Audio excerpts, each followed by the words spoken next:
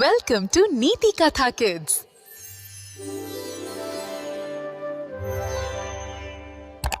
मायला तिच्या लहान खोलीत चित्रकला करायला खूप आवडायचे. पण तिला लगेचच सर्व काही परिपूर्ण हवे होते आणि त्यामुळे ती खूप अधीर व्हायची. तिचा कागद फाटला, पेन्सिल टोके तुटली आणि तिने डोळे मिटून स्वतःला चिडवले. हे कधीच बरोबर होणार नाही.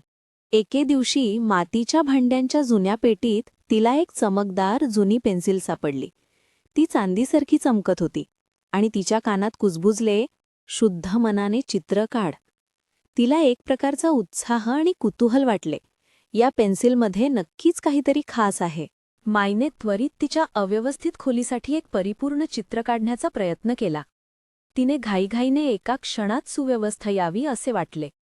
पण पेन्सिलने वाकडे तिकडे आणि गोंधळलेल्या रेषा काढल्या, ज्यामुळे तिची खोली आणखीच अस्ताव्यस्त झाली. तिला खूप राग आला आणि निराशा वाटली. पुढच्या दिवशी तिच्या मित्राचे तुटलेले खेळणे दिसले. मायाने पुन्हा पेन्सिल घेतली. विचार केला की यावेळी तिला त्वरित उपाय मिळेल. पण तिने घाईघाईने काढलेले चित्र अजूनच गुंतागुंतीचे आणि गोंधळलेले होते, ज्यामुळे खेळणे दुरुस्त करणे अधिकच कठीण झाले. तिला एकटेपणा आणि ओझ्याखाली दबल्यासारखे वाटले. तिचा धाकटा भाऊ जोरजोरात रडू लागला, कारण त्याचे आवडते पुस्तक फाटले होते. माईला त्याची मदत करायची होती, पण तिला भीती वाटली की पेन्सिलने गोष्टी आणखी वाईट करेल. तिच्या मागील चुका आठवून तिला निराशेची लाट आली. तिला ठरवायचे होते, सोडून द्यायचे की वेगळ्या मार्गाने प्रयत्न करायचा. माईने डोळे मिटले आणि दीर्घ श्वास घेतला. तिला तिच्या आजीचे शब्द आठवले, शांतता आणि दयाळूपणा सर्व काही चांगले करतात. तिला कळले की तिला शुद्ध हेतूने चित्र काढायचे आहे, फक्त घाईघाईने उपाय शोधायचा नाही. तिच्या हृदयात एक शांत उबदार भावना पसरली.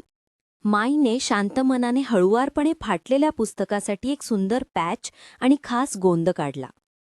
तिला चित्र काढताना एक सौम्य उबदारपणा जाणवला. तिने फक्त तिच्या भावाच्या आनंदावर लक्ष केंद्रित केले. पेन्सिलच्या रेषा हळुवारपणे चमकू लागल्या. पुस्तक आता पूर्वीपेक्षा अधिक सुंदरपणे दुरुस्त झाले होते. तिचा भाऊ आनंदाने टाळ्या वाजवू लागला. मायला खूप समाधान वाटले. तिला समजले की तिच्या चांगल्या हेतूंमुळेच जादू घडली. चांगल्या हेतूंमुळे जादू होते. Like, share and subscribe for more stories.